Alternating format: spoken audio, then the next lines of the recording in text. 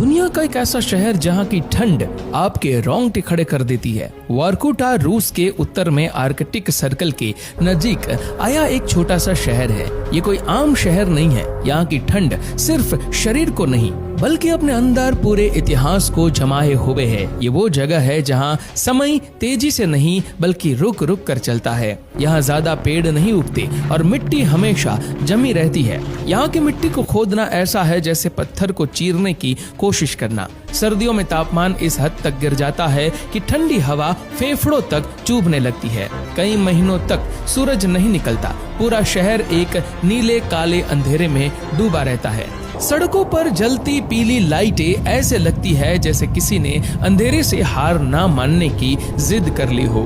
आज वर्कुटा को देखकर लगता है जैसे ये जगह इंसानों के लिए बनी ही नहीं थी। लेकिन सवाल यही है, अगर ये जगह इतनी बेरहम है तो यहाँ शहर बसाया ही क्यों गया? क्यों यहाँ रेल लाइन बिछाए गई, स्कूल और थिएटर बनाए गए, अपार्टमेंट खड़े किए गए? इसका जवाब आसमान में नहीं बल्कि जमीन के नीचे छिपा है। साल 1930 के दशक में सोवियत संघ अपने सबसे बड़े सपने को जी रहा था।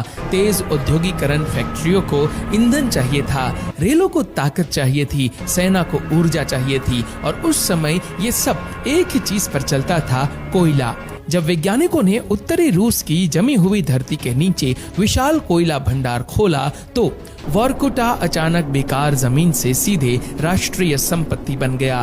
कागजों पर ये खोज ऐतिहासिक थी, लेकिन जमीन पर ये एक भयावह चुनौती थी, क्योंकि कोई भी समझदार इंसान अपनी मर्जी से ऐसी जगह रहने नहीं आएगा जहां ठंड जान ले सकती है। सोवियत शासन ने इस समस्या का समाधान इंसानियत से नहीं ताकत से निकाला और लोगों को उनकी मर्जी के बिना यहाँ पर जबरदस्ती रहने के लिए भेजा गया। यहीं से वर्कुटा केवल खनन केंद्र नहीं रहा, यानी एक ऐसा जबरन श्रम शिविर जहां राजनीतिक कैदी, सैनिक और आम नागरिक जिन पर शक हुआ उन सबको ट्रेनों में भरकर इस बर्फीले सिरे पर भेज दिया गया। रेल यात्रा के आखिरी स्टेशन पर उतरते ही उन्हें समझ आ जाता था कि अब वापसी की कोई गारंटी नहीं है। इन कैदियों को दिन रात काम करना पड़ता था।